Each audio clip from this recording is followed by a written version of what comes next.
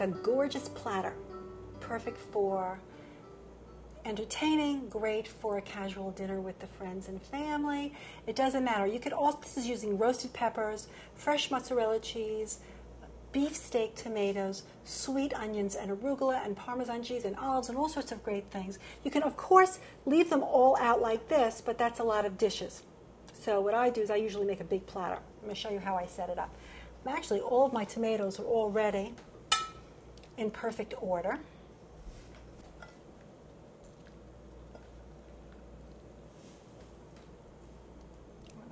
Do it this way, so they go all the way around.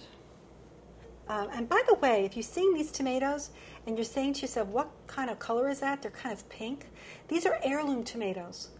They're unbelievably sweet. So if you can get your hands on heirloom tomatoes, I suggest you get both hands on them and bring them home. Okay, so we're going to do that. Now, because my platter is on the small side, and I want to incorporate all of these wonderful things, what I'm going to do is I'm going to double up. I'm going to put things that work together, especially together on this platter. So I have these sweet onions. So what I'm going to do is I'm just going to randomly just shove one. Again, you know, what you do is you work with your platter. You work with what you're working with. This is the kind of thing you just have fun. It's kind of like making a painting.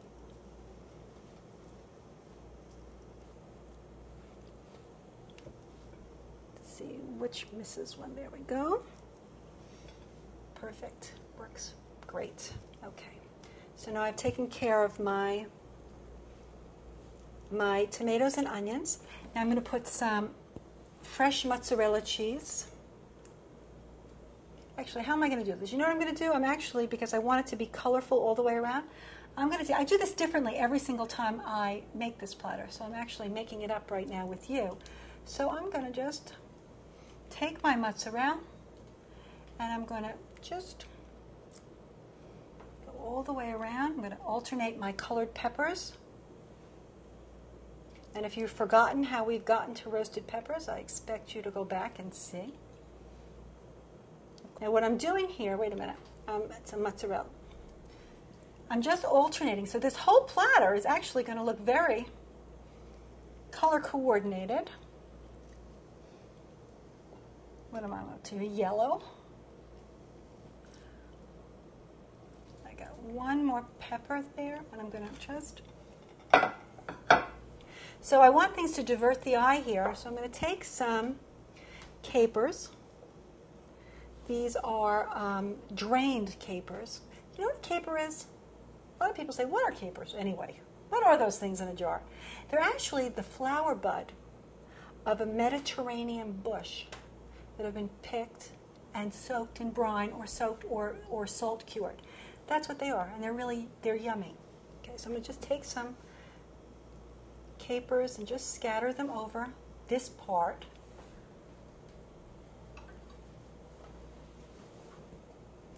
I'm going to take some olives, green and black. Actually, I'm just going to dot the top.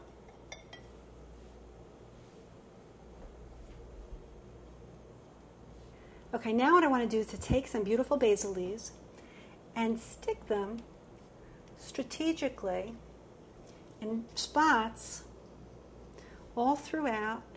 And what you want to do is to have the point of a basil leaf sticking up, not the base of it.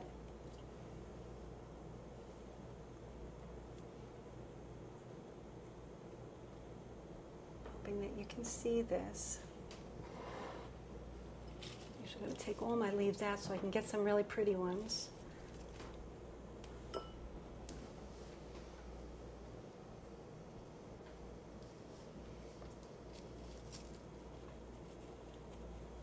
can do it in all of them. Like, keep going around and round.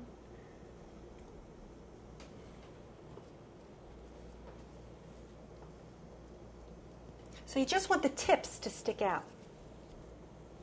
They give it a hint of green.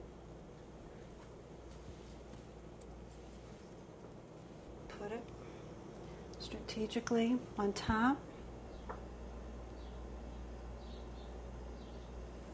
like that. Now what I'd serve with it is some arugula on the side. This is fresh arugula. And I would just put some shaved Parmesan cheese randomly over the top. This is a great way to get nice long curls.